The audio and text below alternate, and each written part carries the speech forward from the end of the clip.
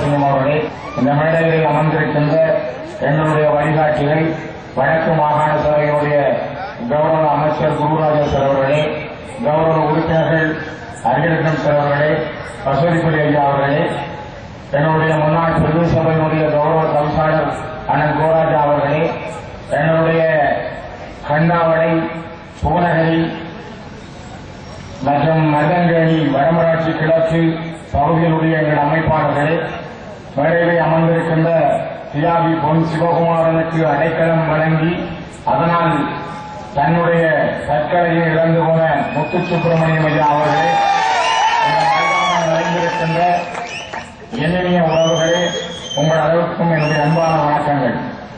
ஒரு கால மாற்றமும் காலத்தின் பதிவும் எங்களையும் உங்களையும் இந்த மைதானத்திலே கூட்டி வைத்திருக்கிறது. ரத்தம் தோட இந்த கிளிநொச்சி மண்ணிலே எத்தனையோ ஆயிரம் வீரர்களை நாங்கள் பறிகொடுத்து ஒரு தேசக்குழு மூலமும் ஒரு சத்திய மூலமும் ஓயாத அலைகள் மூலமும் இந்த மண்ணிலே பல களங்களை கண்டு ஒவ்வொரு 10 ஆண்டுகளுக்கு ஒரு முறை கிளிநொச்சி மண் தன்னுடைய இயல்பு நிலையை இழந்து மீண்டும் மீண்டும் தன்னை புது பரணிபாடி அமைந்து வருகின்ற ஒரு வரலாற்றை 2010ஆம் ஆண்டு இதே மாதிரியான ஒரு தேர்தலில் இதே மைதானத்தில் ஒரு கூட்டம் கூட முடியாதவர்களாக, கூடி கதைக்க முடியாதவர்களாக நாங்கள் மறைந்திருந்து தேர்தல் கேட்ட ஒரு காலம் போய் இன்று நாங்கள் எல்லோரும் இந்த மைதானத்திலே கூடியிருந்து எங்களுடைய கோஷங்களையும் எங்களுடைய மன எண்ணங்களையும் வெளிப்பாடுகளையும் இந்த இடத்திலே வெளிப்படுத்துகிறோம். என்னுடைய அன்புக்குரிய தம்பிமார்களே, நான் உங்களிடம் மிக வினயமாக கேட்கிறேன்.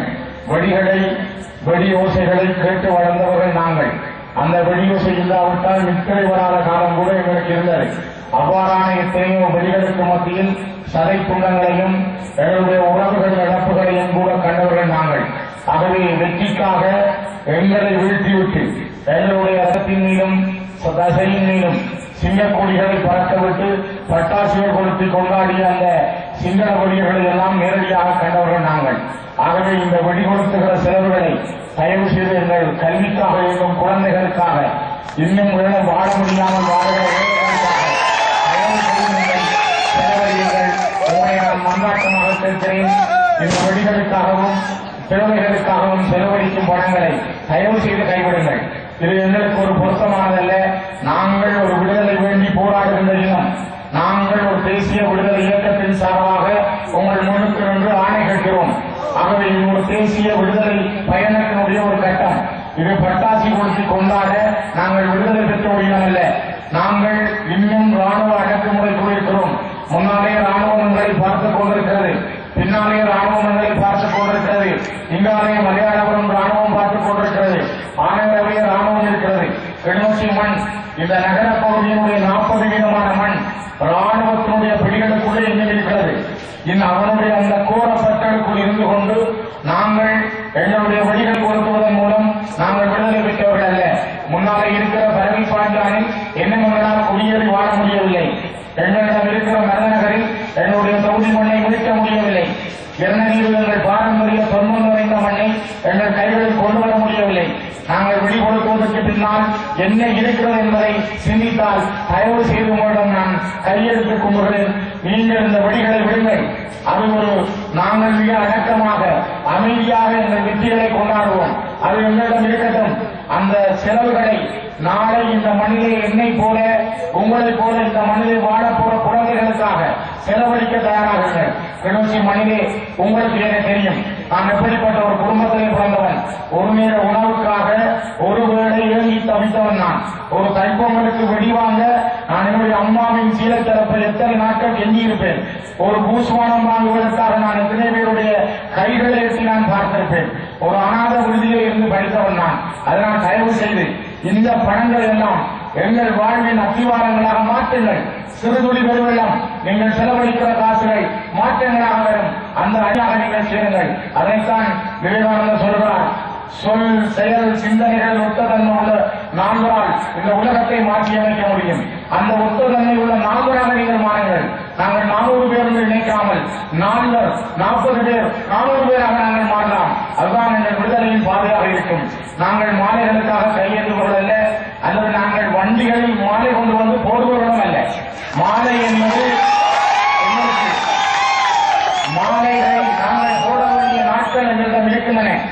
மாலைகள் போடப்பட வேண்டியவர்கள் உறங்கிக் கொண்டிருக்கிறார்கள். நாங்கள் பூ போட வேண்டியவர்கள் இன்னும் தூங்கிக் கொண்டிருக்கிறார்கள். நாங்கள் பூ வைக்க வேண்டியவர்களை நாங்கள் வணங்க முடியவில்லை. ஆகவே என்னுடைய பாசத்துக்குரிய உறவுகளே, என் சகோதரர்களே, சகோதரிகளே, என்னுடைய தம்பிமார்களே, நான் உங்களிடம் மிக வினயமாக கேட்கிறேன்.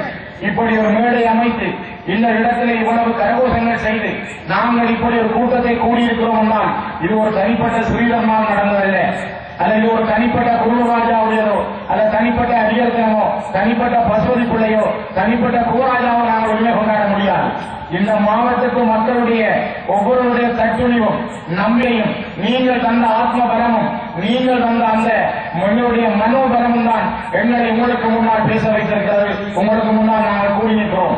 இதை இடத்தில் நாங்கள் பாராளுமன்ற உறுப்பினராக தெரிவு செய்த சரியாக ஒரு மாதங்களுக்குள் இதே இந்த பிள்ளையார் ஆலயத்துக்கு முன்னால் எங்கள் பெண்களை பஸ்களில் ஏற்றினார்கள்.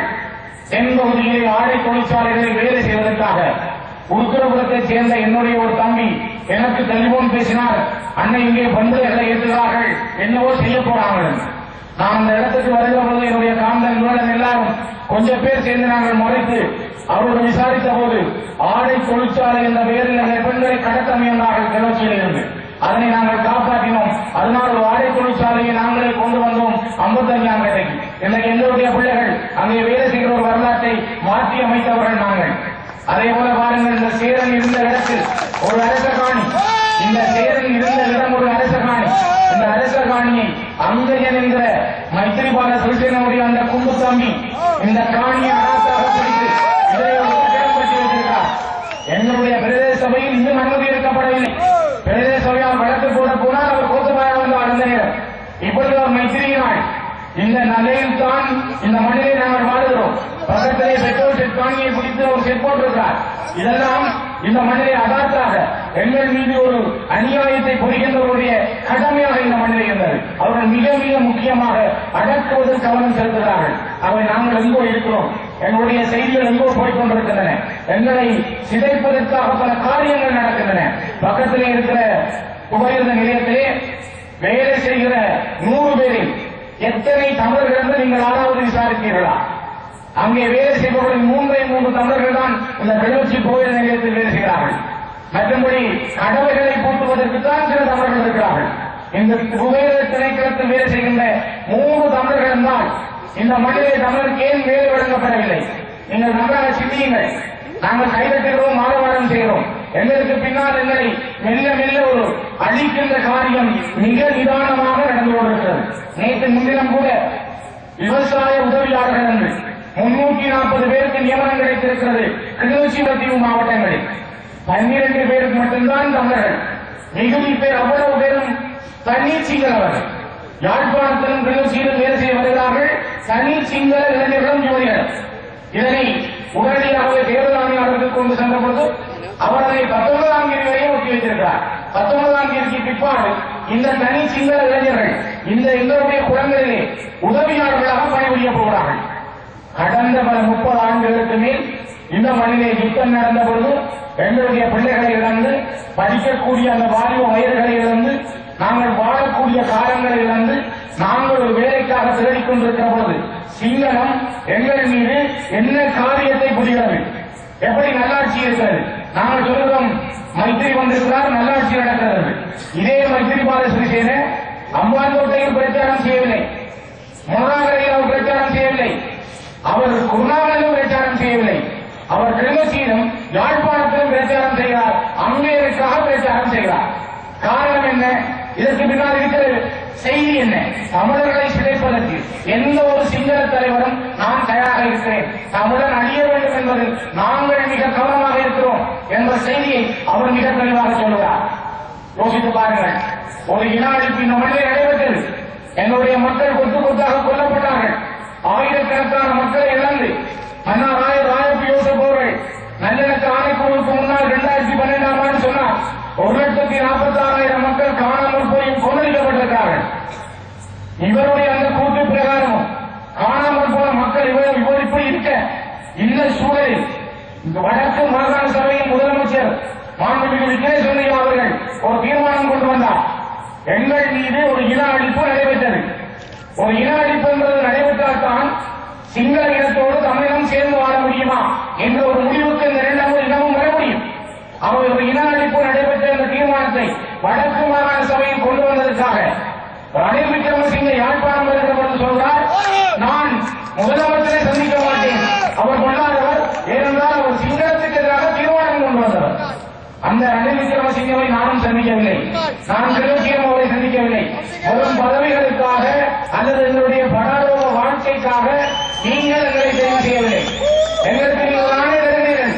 உங்களுடைய ஆணை இந்த மணியை ஒரு உறுதியான வாழ்வை தாருங்கள், ஒரு நிரந்தரமான கௌரவமான நீடித்து நிலைக்கக்கூடிய ஒரு அரசியல் தீர்வை பெறுவதற்காக நீங்கள் எங்களுக்கு ஒரு ஆணையை தருகிறீர்கள்.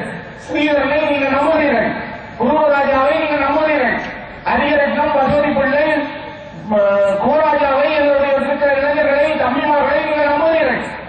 உங்களுடைய நம்பிக்கையும் உங்களுடைய அந்த ஆன்ம பலமும் உங்களுடைய அந்த ஆணையும் எங்களை செயல்பட வைக்கிறது.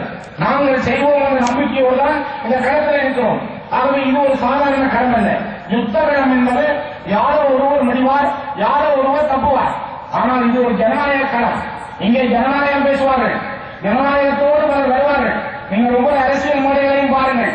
இங்கே கூட நான் பார்த்தேன், ஒரு கட்சியை பற்றி ஒருவர் பேசுகிறார், இன்னொரு கட்சியை பற்றி பேசுகிறார், அந்த கட்சியும் பேசுகிறது, ஒட்டுமொத்த கட்சிகளையும் பாருங்கள். எல்லோரும் தமிழர்கள் தான்.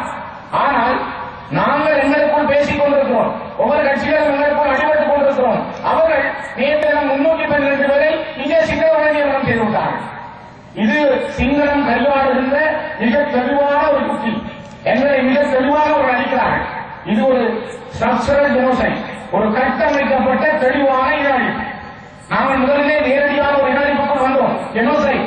இப்பொழுது எங்கள் மீது மெல்ல மெல்ல மெல்ல எங்களிடம் கஞ்சாவை அனுப்புகிறார்கள். நாங்கள் கஞ்சாவை வரலாற்றில் கண்டவர்கள் அல்ல, கஞ்சா என்ன வடிவம் எங்களுக்கு தெரியாது. ஆனால் இந்த யாழ்ப்பாணத்திலும் கிளிநொச்சியிலும் முல்லைத்தீவிலும் தமிழ் வாழ்கின்ற தேசமெல்லாம் கஞ்சா தேவையான அளவு இருக்கிறது. போத வஸ்துக்கள் அபின் ஹெரோயின் இங்கே கிடைக்கிறது. தேவையான அளவு பியர் எங்கள் வந்து சேர்கின்றன. இந்த ரோட்டை நீங்கள் பார்த்தால் 2000 வரை யாழ்ப்பாணம் போவது.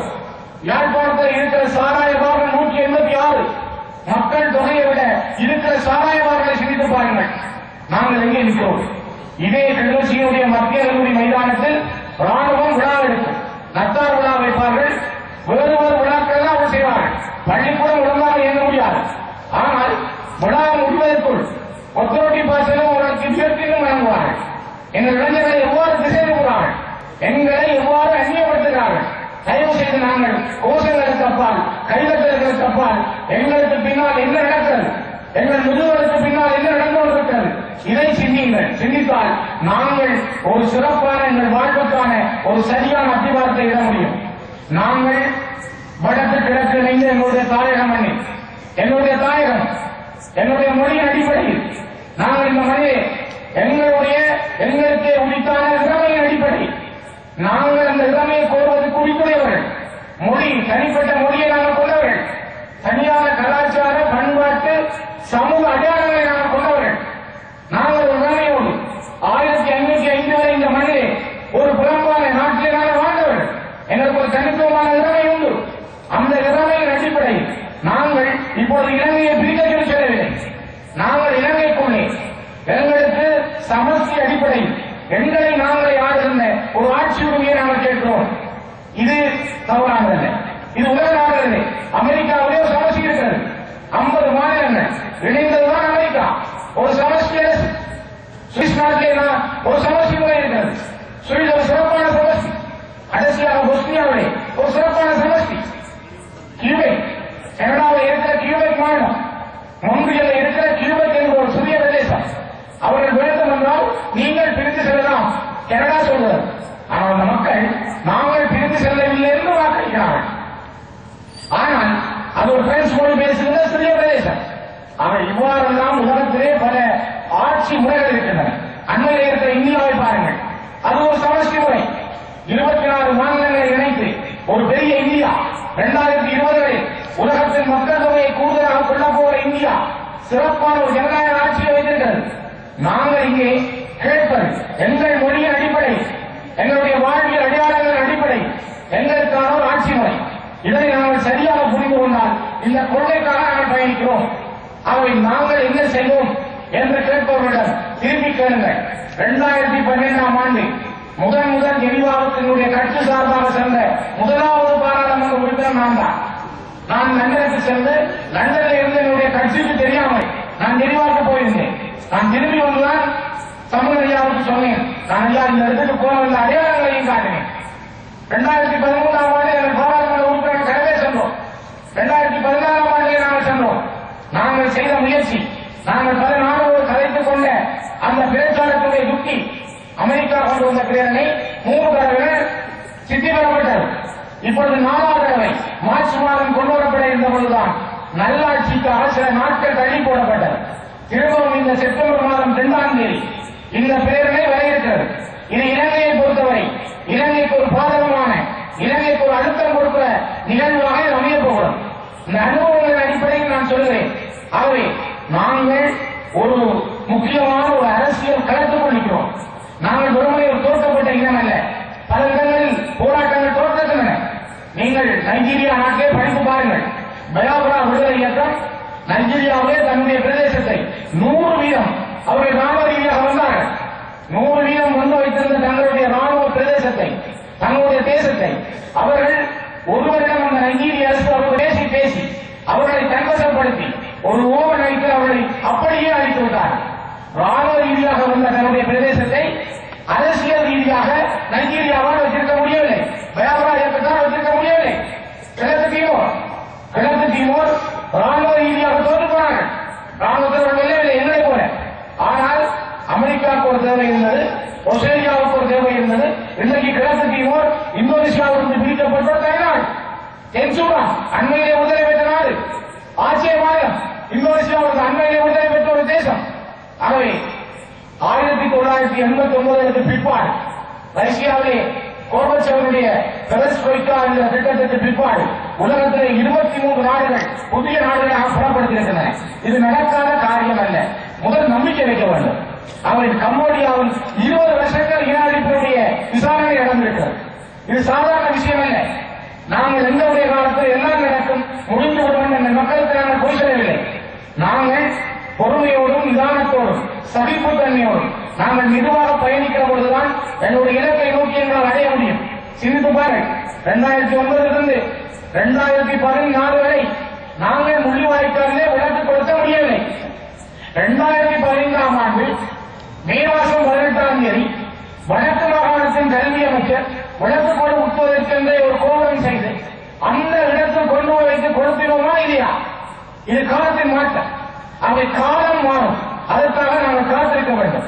நாங்கள் சில பொறுமைகள் வேண்டும்.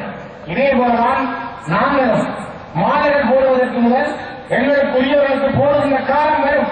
அதுக்கு நாங்கள் சற்று பொறுத்திருக்க வேண்டும். அந்த காலத்திற்காக நாங்கள் கொஞ்சம் சிந்திக்க வேண்டும். அவை அன்புக்குரியவர்களே, இது ஒரு மாற்றத்துக்கான காலம். நாங்கள் ராணுவ ரீதியாக தோற்கடிக்கப்பட்டிருக்கிறோம். உண்மை, நாங்கள் மௌனிக்கப்பட்டிருக்கிறோம். அரசியல் ரீதியாக நாங்கள் பலமாக இருக்கிறோம். இதை தெளிவாக புரியுங்கள். ஐக்கிய நாடுகள் சபையினுடைய மனித உரிமை ஆணையம் 47 நாடுகளை கொண்ட அந்த ஆணையத்தில் எங்களுடைய பிரச்சனை 3 ஆண்டுகள் தொடர்ச்சியாக இருக்கிறது. 2009ஆம் ஆண்டு ஜெர்மனி கொண்டு வந்த திட்டம், அந்த பிரேரணை தோற்கடிக்கப்பட்டது. 2012 அமெரிக்கா கொண்டு வந்த பிரேரணை சித்தி பெற்றது. 13, 14 அது நிறைவேற்றப்பட்டது. இப்பொழுது 15ஆம் ஆண்டு செப்டம்பர் மாதம் திரும்ப நடைபெறப் போகிறோம். ஆகவே நாங்கள் இந்த உலக அரங்கில் நாங்கள் அரசியல் ரீதியாக மிக பலமாக இருக்கிறோம். இந்த அரசியல் ரீதியான பலத்தை நாங்கள் உலகத்துக்கு காட்ட வேண்டுமானால் தயவு செய்து நாங்கள் பலமாக இருக்க வேண்டும். அந்த பலத்தை நாங்கள் இழப்போமானால் அதை இழப்பதற்கு செய்கின்ற சரிதான் பல கட்சிகள், பல சுயேட்சை குழுக்களை இலங்கை அரசு களத்தில் இறக்கியிருக்கிறது. அவர்கள் எல்லாம் செய்து பார்த்தார்கள். காப்பர் கோட்டை போட்டார்கள், கட்டிடம் கட்டினார்கள், அவர்கள் ரயில் கோட்டை போட்டார்கள். பாருங்கள், ரயில்வே திணைக்களம் கடந்த வருடம் வரை ஒவ்வொரு மாசமும் 30 லட்சம் ரூபாய் நட்டத்தில் ஓடியது. கடந்த வருடம் ரயில் யாழ்ப்பாணம் KKS வரையும் சென்று போன பிற்பாடு இந்த ரயில்வே திணைக்களம் மாசம் 1 கோடி ரூபாய் லாபத்தில் இயங்குகிறது. இது நான் பொய் சொல்லவில்லை. இந்த தகவல்களை திரட்டி பாருங்கள். யாருடைய காசு, யாருக்கு அபிவிருத்தி, எங்கே அபிவிருத்தி? நாங்கள் அபிவிருத்தி என்று பேசுகிறோம். இவர்கள் சொல்லுறாங்க நாங்கள் அபிவிருத்தி செய்தோம் என்று. ஆனால் இந்த அபிவிருத்தி யாருக்கு பயன்படுத்தும்? எங்களுக்கு ரயில்வே திணைக்களத்துக்கு கூட வேலை இல்லை. ஆனால் என்னுடைய வருமானம் முழுவதும் சிங்கள அரசுடைய, சிங்கள திணைக்களத்துடைய வருமானத்தை பெருக்கியிருக்கிறது. பொன்னாவளி மிக மிக ஒரு பிரதானமான மிக முக்கியமான கிளிநொச்சி மாவட்டத்தினுடைய யாராலும் அறியப்படாத ஆழங்காணப்பட முடியாத கிராமம்.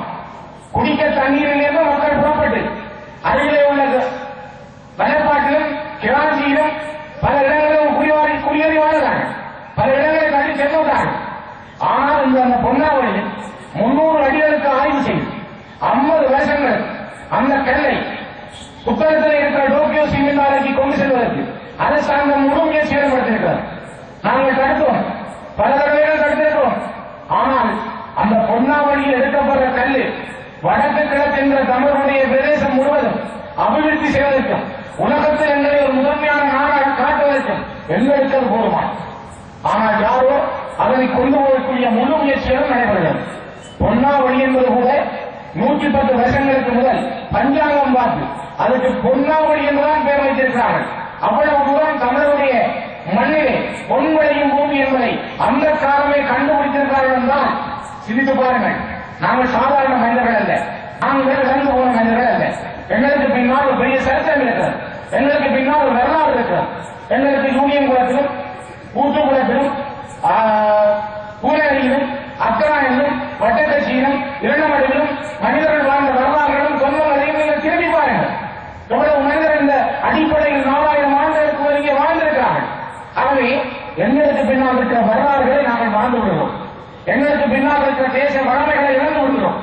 நாங்கள் எங்களுடைய பாட்டன் பூட்டன் கொப்பாட்டன் அக்கராயனும் வல்லவராயனும் பரதாசகரனும் சங்கிலியனும் வண்ணாரமணியனை இழந்து போகிறோம்.